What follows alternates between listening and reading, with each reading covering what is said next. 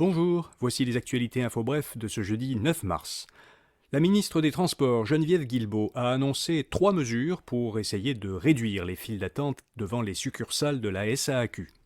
Le gouvernement prolonge de 90 jours la période de validité des permis de conduire qui devait normalement expirer d'ici le 1er juin. La période de validité des certificats d'immatriculation temporaire émis d'ici le 8 avril passera de 10 à 60 jours. Et la validité des permis de conduire étrangers sera prolongée jusqu'au 29 août. Québec solidaire veut rendre illégales les évictions au profit d'Airbnb. Le porte-parole solidaire Gabriel Nadeau-Dubois demande au gouvernement d'interdire aux propriétaires partout au Québec d'évincer leurs locataires parce qu'ils veulent convertir leur logement en hébergement touristique. QS indique qu'un simple amendement au Code civil permettrait de retirer cette conversion des motifs d'éviction autorisés. Selon une étude de l'université McMaster en Ontario, le Québec est la province qui a perdu le plus de logements abordables au cours des 5 dernières années. Il en a perdu 116 000, dont 90 000 à Montréal seulement. L'ancien ministre fédéral Marc Garneau quitte la vie politique.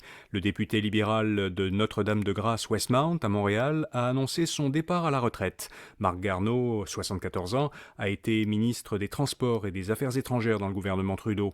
Il n'a pas été reconduit dans ses fonctions de ministre après les dernières élections en 2021. Avant de se lancer en politique, Garneau avait été le premier astronaute canadien à voyager dans l'espace.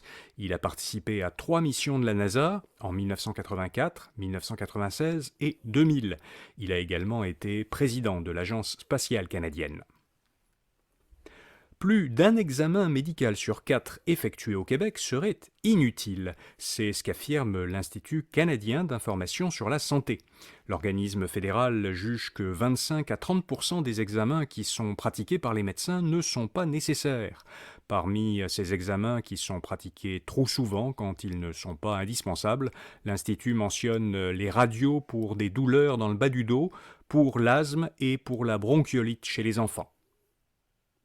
Et puis le Danemark propose de stocker du CO2 étranger sous la mer du Nord. Ce pays du nord de l'Europe a inauguré hier le premier site mondial de stockage destiné à enfouir le dioxyde de carbone d'autres pays. Ce réservoir se situe à une profondeur de 1800 mètres sous l'eau, sur le site d'un ancien gisement de pétrole.